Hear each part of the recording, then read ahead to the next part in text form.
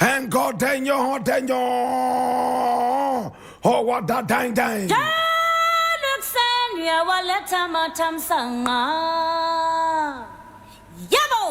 This is the voice of the people. And of course, the voice of the people is the voice of God.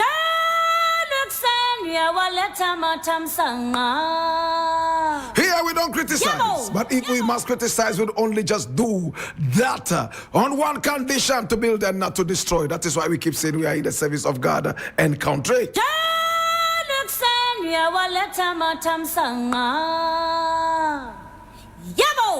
And from the news reel, we endeavor to always keep it real.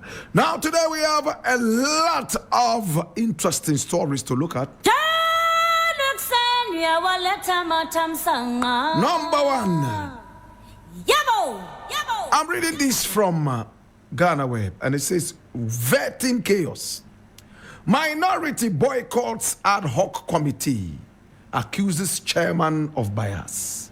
And I read, the minority in parliament has decided not to appear before the ad hoc committee investigating the recent chaos that erupted in parliament during the vetting of some ministerial nominees until the speaker of parliament addresses issues of bias raised against the chairman of the committee, Emmanuel Kwesi Bezra.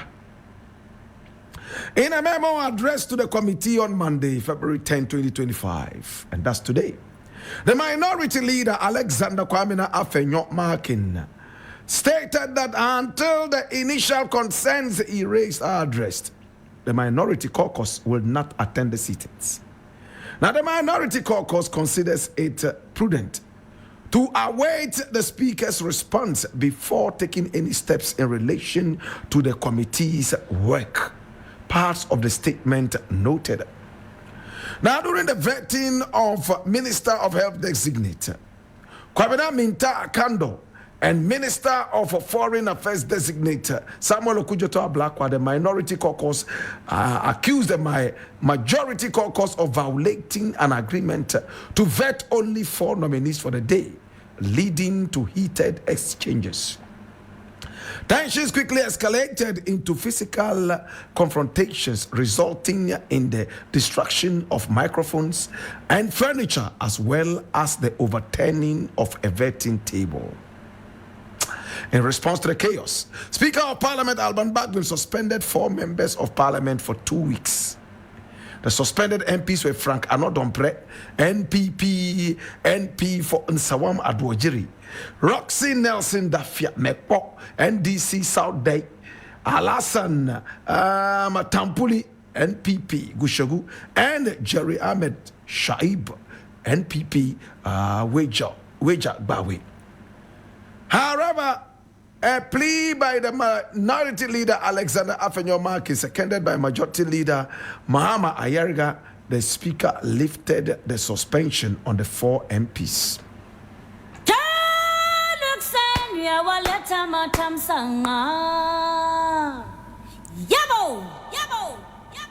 Now, my brother, my sister, the minority leader in parliament says that a letter has been written to the Speaker of Parliament raising concerns of bias.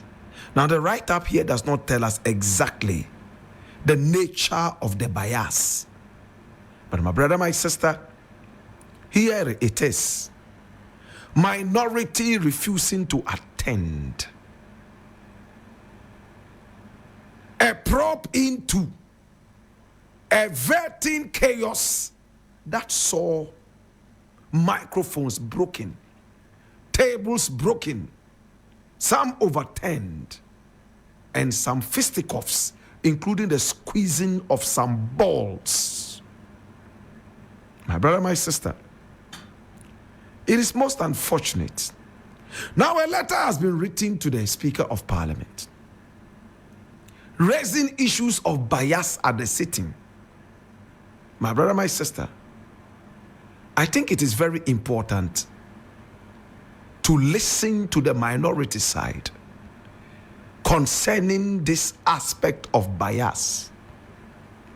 And I honestly agree with the minority side, saying that, listen, we are ready to sit, but we think that there is some aspect of bias.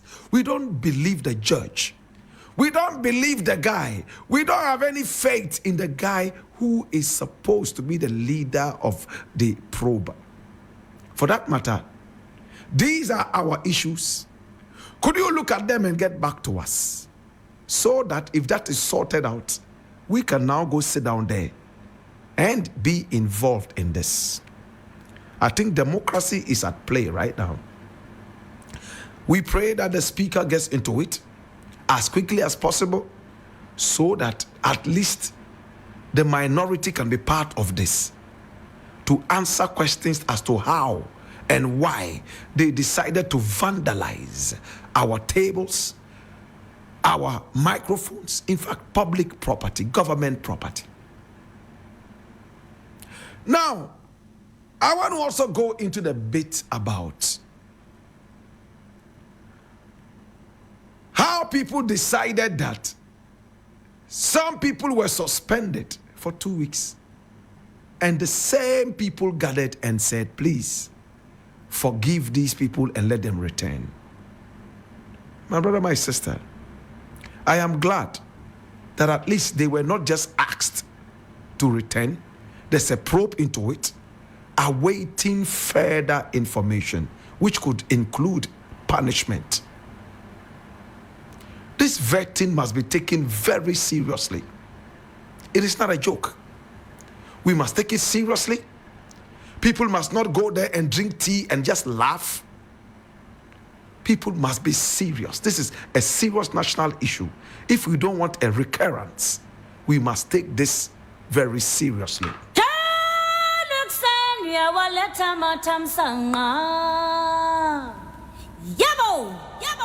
Now, next thing I want to look at is also quite interesting. And I need you to come along whilst we look at these interesting pieces. Now, 4 MPs were suspended in Parliament. One of them was Dafia Mekpo. Dafia Mekpo was also suspended. And when he returned, he had something interesting to tell everybody. What did he say? Dafia Mekpo says that he takes responsibility for everything that happened and related to him in the violence. And for that matter, he took the punishment Alban Bagbin gave him wholeheartedly and in good faith. According to him, he believes that people must stand responsible and they should be ready to accept punishment for whatever they have done that is wrong. Dafia Mekpo says that he doesn't hold any grudges. He said he misbehaved, and for that matter, he has been punished. And he thinks that the punishment was in the right direction. My brother, my sister, he said something else that is most interesting. He said, when people misbehave, they should be ready for punishment. My brother, my sister, how many of our leaders are ready to accept responsibility for their acts? A lot of our leaders are cowardly. They will do it in hiding, never will come out to own up to their dirty deals and dirty actions. We have seen that in the past. We have seen several terrible things meted out to our dear country. My brother, my sister, at the end of the day, people never owned up to some of the things they thought they did bravely. If you did it in the interest of the nation, why are you not ready to defend it? To Dafia Mekpo, in fact, Your actions there were so disgraceful, so ungentlemanly, so disorderly, and at the same time, so dishonorable. But you have earned back some respect by coming out to own up to your deeds and the fact that you regret whatever happened and that you have taken the punishment in good faith. You have earned some respect back for yourself. To the rest of them who were still agitating, went to the Parliament House in black and red, as if to say that what they did was honorable. Carry it upon your head. We treat our nation so terribly, so badly. At the end of the day, we cry that the nation is not treating us well. What you give is what you receive. I leave it here.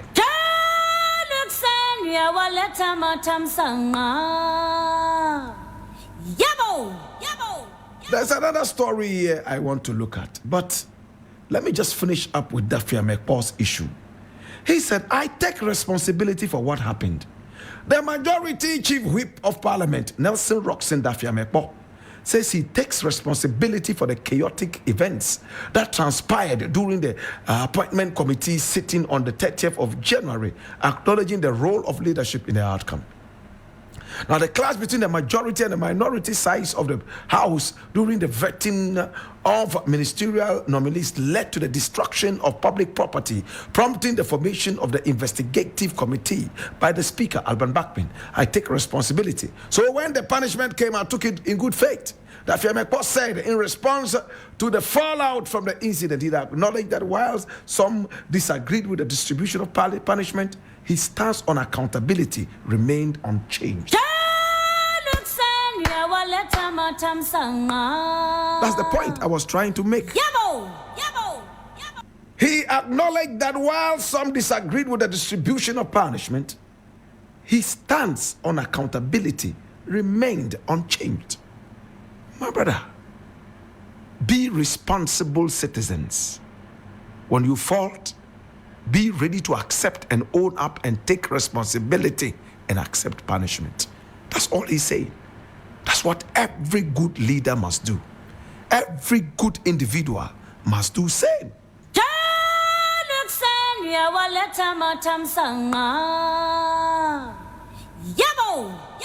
I'm going to look at the last issue and I'll be done. Today I just decided to take it cool, easy, for obvious reasons. This I'm reading from Graphic Online and it says, massive gold, cash bust. National security seizes millions. Suspects flee. And I read, National security had a massive bust, seizing a large unspecified amount of US dollars and Ghana cedis, including counterfeits hidden in 12 different 20-foot shipping containers. Now, the sting operation also discovered and led to the seizure of boxes of heavy metals suspected to be gold bars. Now, the containers were tracked to a warehouse at Ofanko in the Ghana South municipality, where a special late-night operation was conducted after a tip-off. Now, the concealed currency, mostly bundles of US dollars, was found in wooden boxes covered with cement. Extra currencies were discovered when other boxes were opened in a warehouse during the sting operation. All of them suspected to be fake and stashed in the boxes that were sealed with plywood and covered with charcoal. National security operatives involved in the operation disclosed that 2 more containers were being tracked. All those suspects of the crime syndicate are on the run, and manhunt is underway for 4 of them, including the suspected ring leader, for now just known as Alaji, a source with inside knowledge about the issue, told the Daily Graphic. Other items retrieved from the warehouse, including according to the source, included boxes of metals suspected to be gold bars, counterfeit Ghana cedi notes in 50 and 100 denominations, and fake Ghana army uniforms and boots. Similarly, operations in the past have led to the busting of gangs dealing in fake currency.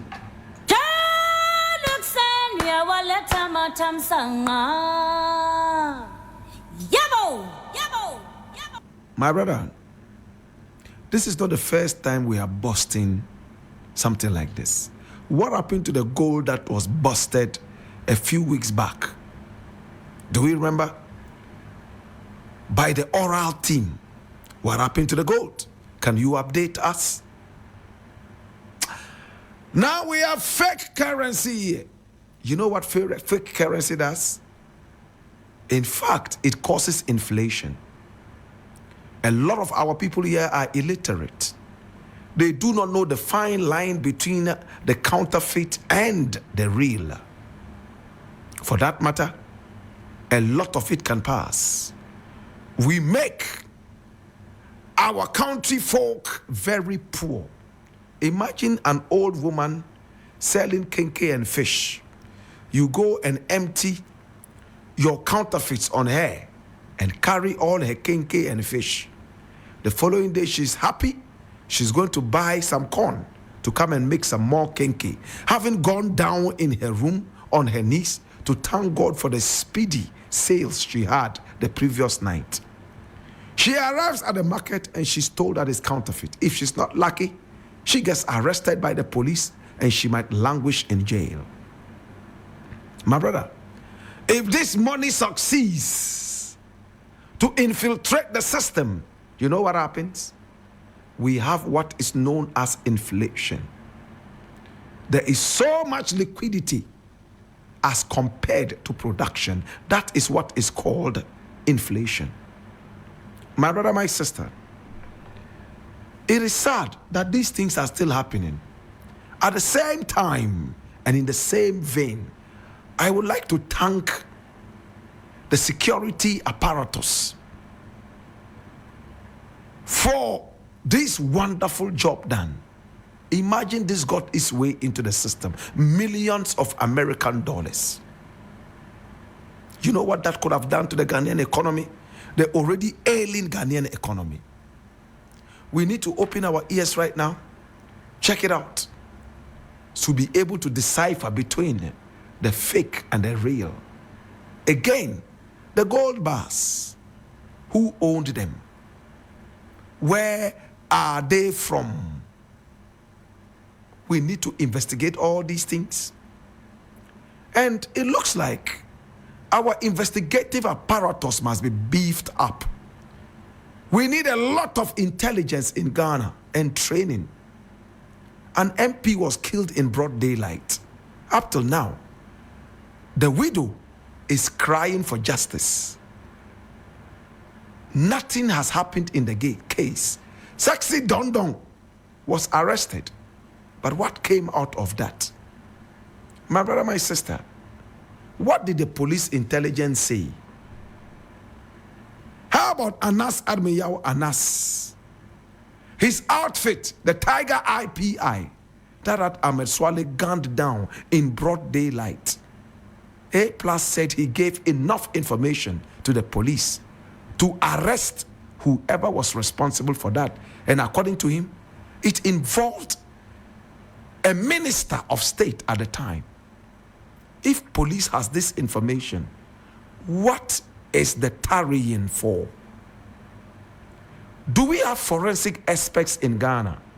Are they up to the task? Police investigation will never be totally clean without the forensics. At this point, congratulations to the security apparatus for the hold-up, and we are looking forward to the arrest of these people, including Alhaji.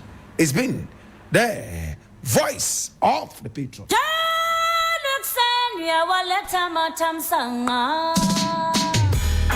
Yahoo!